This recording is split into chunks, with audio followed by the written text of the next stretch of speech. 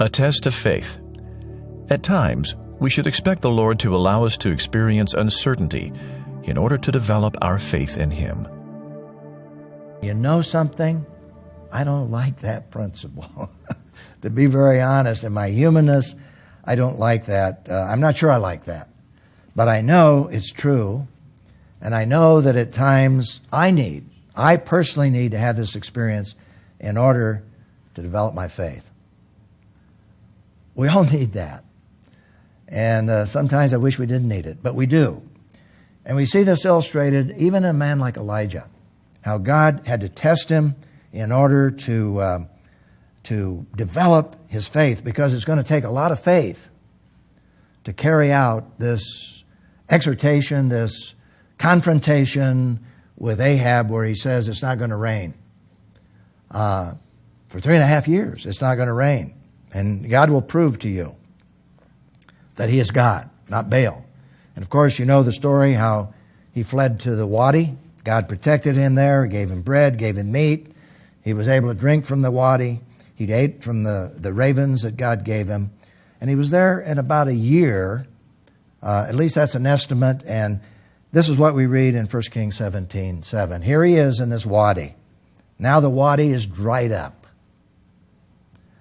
And after a while, we read, the wadi dried up because there had been no rain in the land. These wadis would flow because of the rains that would come from the mountains. But it's dried up. Now, as the drought continued, you see, Elijah's anxiety, it must have risen as this stream was going lower and lower and lower. But the fact is that it reached a trickle, and then it dried up, and then at the last moment, God comes to him. And He says, I'm going to take care of you. And that's what we read in 1 Kings chapter 17. Then, when? Then, when? When did this happen? Well, when it dried up. Can you imagine the anxiety that's building in Elijah? You know, what is he going to do? Then the word of the Lord came to him. Get up, go to Zarephath that belongs to Sidon, and stay there. Look, I have commanded a woman who is a widow to provide for you there. Now, you're going to see that God was developing his faith. He waited till the last second almost to say, okay, now I'm going to take care of you. You know, God wasn't speaking to him every day. And it was right at the last, after a year probably, he came to him. And God took him to this widow to provide. Now, what happens there? He's going to have another test of faith.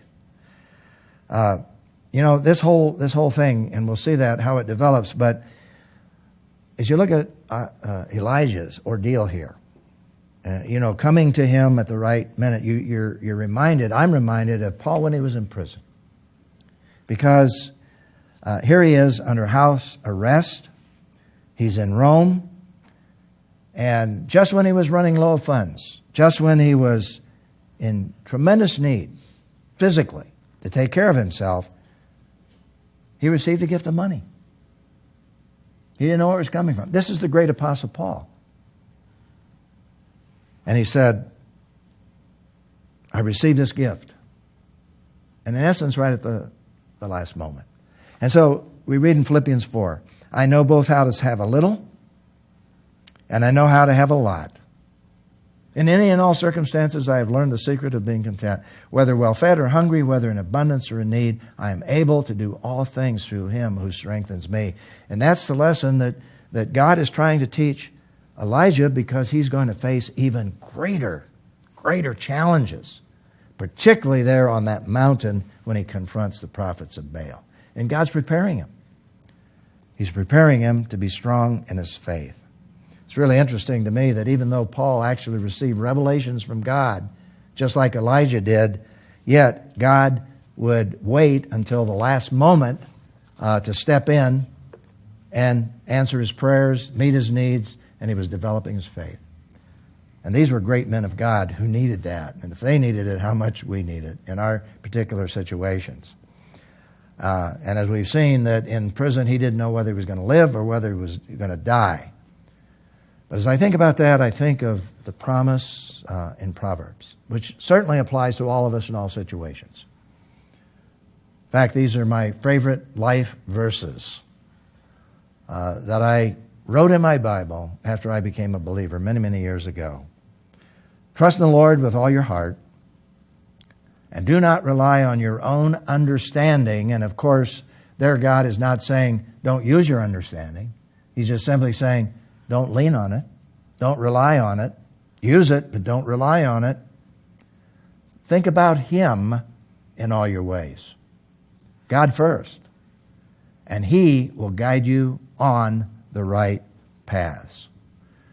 And that's a great promise for all of us, no matter what our circumstances. And I think God at times tests our faith to help us to grow. I know He has done that in my life. So, the question for application, what would happen to our faith in God if we always knew specifically how God was going to care for us?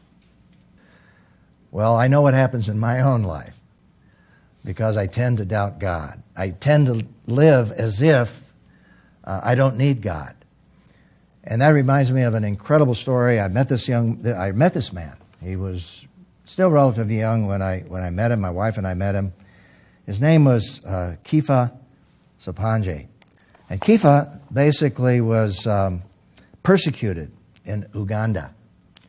And particularly under the regime of Idi Amin. And he was an evil, evil dictator. He was killing Christians, destroying Christians.